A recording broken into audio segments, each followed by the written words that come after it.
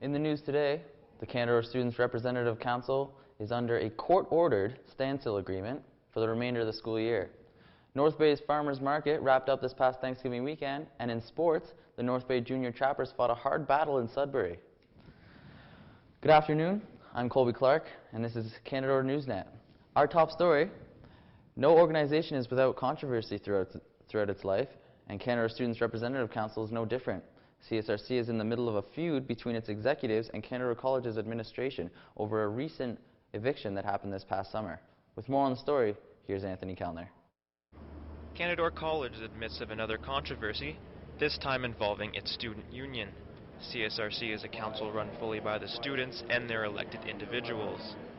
We do an array of different things around the school. We generally act as the liaison between the Canadore students and Canadore administration by sitting on college council and board of governors and other different committees around the school. So we relay the student voice to Canadore.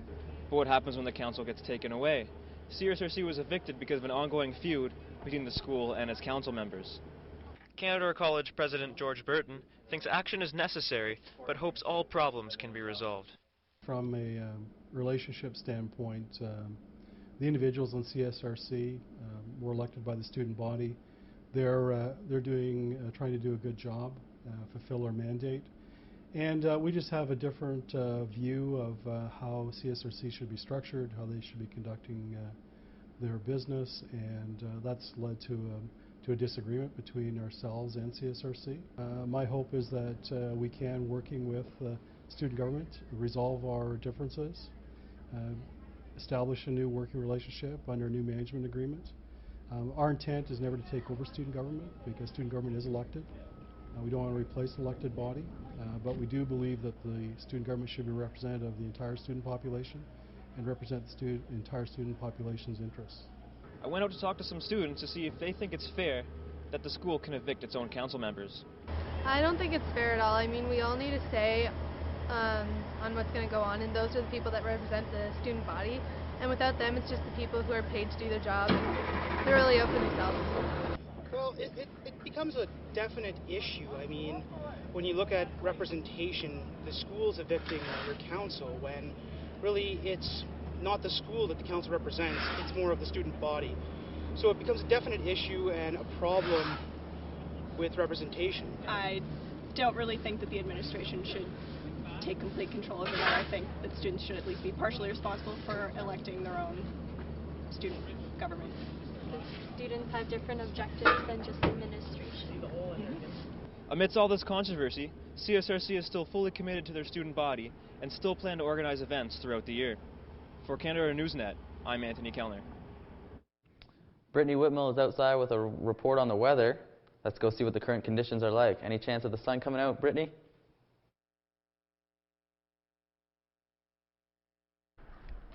Sorry, Colby, doesn't look like the sun's going to shine today, but let's see what's coming up tonight. Tonight you can expect variable clouds with a low of -3. Tomorrow you can expect cloudy periods with a high of 4, northwest winds coming in at 15, and 20% precipitation. Now back to you, Colby. Plagiarism is not something to be tolerated at Canadore, but some students feel it's necessary to copy the work of others. Mike Ball has a report on how serious this matter really is. Canadore College promotes a learning environment friendly to all students. There are a number of resources available on campus for students to use for assignments and projects. One hope for the students that the college encourages is to cite and source all information used to prevent the likelihood of plagiarizing work that is somebody else's. Public Relations Professor Laura Shudiak believes plagiarism should be dealt with accordingly. Well, I mean, Canadore's policy on plagiarism is very clear, right? There's a zero tolerance policy on copying another work or not attributing another work. As technology becomes more of a tool to transfer information to each other, it becomes harder to plagiarize work and not give credit where it is appropriate. Shudiak explains how complex the issue really is. Somebody coined the term patch writing, and that's really what it is. It's people who are synthesizing others' ideas and not attributing where the original ideas are coming from. The maximum penalty for plagiarism at Canadore College is expulsion from your program. Students must ensure that all sources of work are double-checked and no work is copied. For Canadore Newsnet, I'm Mike Ball. Canadore students from Commerce Court recently participated in a day of goofy activities hosted by the athletic department. Kelsey Richard reports on how it was a day for the students to just kick back, have some fun, and forget about all the schoolwork.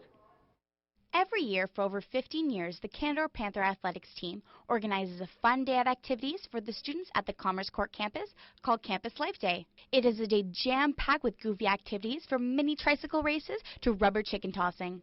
Member of the Panther Athletic Coordinators, Amber Potter, explains the purpose of this day. The purpose of this day is to incorporate Commerce Court because it's so far across town. It allows the students and the staff to be involved in athletics in a different way that not all the other campuses do. The day started off with a pasta lunch at 11 a.m., then proceeded with a short Zumba lesson.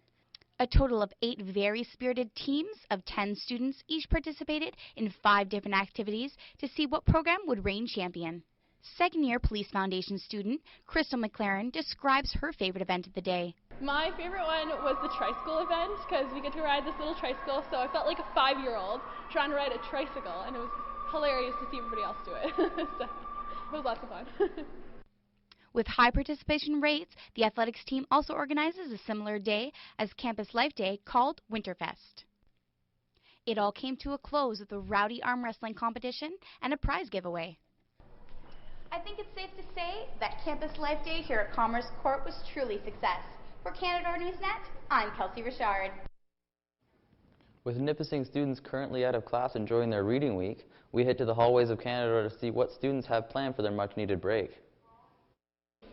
Much the time deserve time off. I'm gonna go home and see my nephew.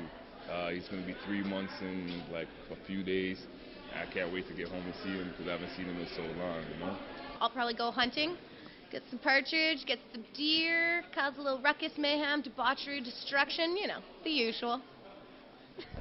Off school, I spent a lot of time at basketball practice actually because we are preparing for the upcoming season and we're hoping to do well. We're a new team, so we're just doing what we can to stay healthy, you know. Coming up next, Brittney Whitmell takes a look into the weather forecast and what gives us an idea of what to expect later on in the week.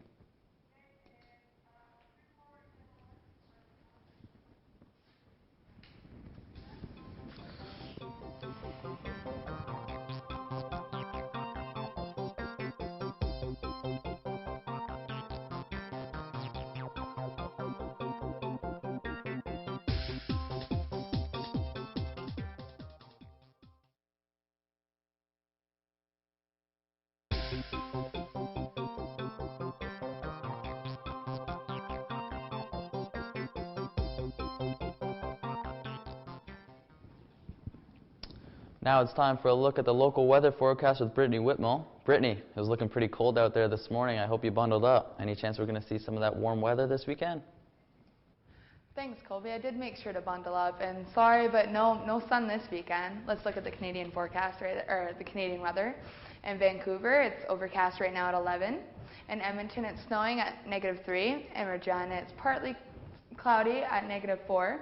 In Toronto, it's overcast at 7.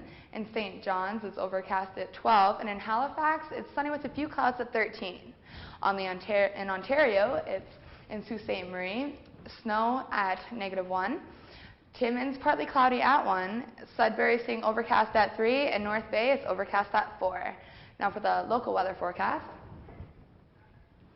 Currently overcast at 4 with south winds at 18.